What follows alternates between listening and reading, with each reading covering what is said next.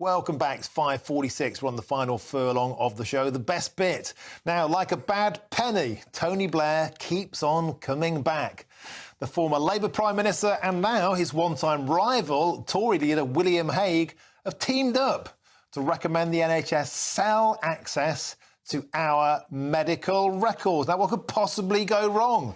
Well, they say making the information available would help develop cutting-edge treatments and to ensure the UK is at the forefront of a biotechnology and AI revolution. Blair and Hague also stressed that the patient data would be anonymous. Well, for more on this, let's speak to futurist, lawyer, broadcaster, AI guru and good pal of mine, Andrew Eborn. It's a delight to join you yet again. And it's a great story. I'll tell you why it's a great story, because it's something I predicted for a long time. As you know, I talk about AI, I talk about the future, back to the futurist. And what it is information is power. And what they've worked out is AI, these wonderful machines, are solving all sorts of problems. They're working out treatments for diseases that haven't happened for a long time, all that sort of stuff. Also, they've worked out that chatting to ChatGPT is better than chatting to your GP because it's more empathetic, it gives better answers and so on and so forth. So this is really, really powerful. You have to balance that, obviously, with confidentiality. Yes. And the big scare, I mean, this is the headline, it says, Blair and Hague back selling NHS data to boost AI treatment. It all sounds terribly negative. And it's all about spin, isn't it? You're turning around and say, if you want to give a bad story, what you do is you scare people. And I think it was the father of PR, Edward Bernays, said if you want to sell something, it's through fear.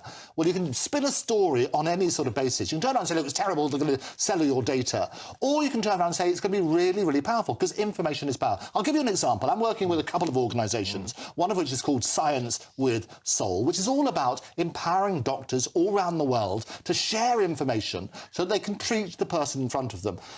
There's a chap called Ellis Rich who lost his daughter to the BRCA gene, had a BRCA gene which led to cancer. They didn't know about it because the family kept it secret.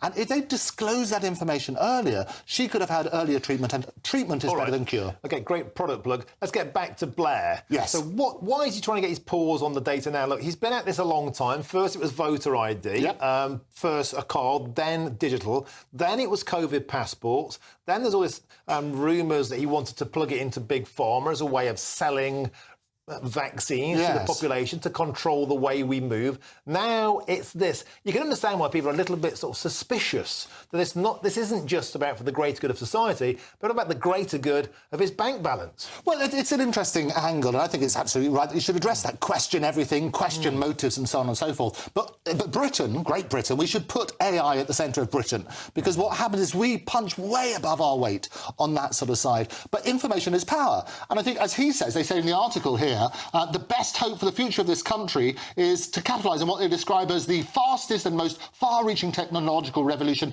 in the history of human civilisation. But where's the good in that for the punter? I mean, at the moment, people can't get a GP appointment. How is giving our data away, albeit anonymously, having any benefit for the punter? Well, I'll tell you very simply, it's going to ensure that you get treatment much quicker.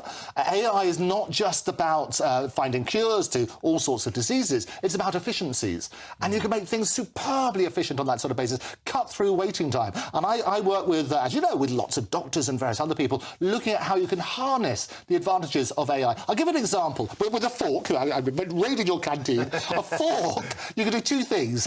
You can eat your spaghetti, very useful, or you can stab somebody in the back. Right. Good or bad. The reality, thank you. The reality is you don't ban production of forks to do that. What you do is you control the use of it. So data is really, really powerful. It needs to be kept confidential. But just because people will use it in a bad way doesn't mean you should stop all the great things. Superb. Well, that's a great way of putting it. I hadn't thought of it in terms of forks. There we go. Fork on or off, I know. It's got to be good. Andrew, a lot of people, Andrew, will think this is Tony Blair spreading his tendrils of control. They do think, he's in it, not just for the greatest good, but for the money. But look, it's a great talking point. Thanks for shedding light on it. What do you think out there? Are you convinced?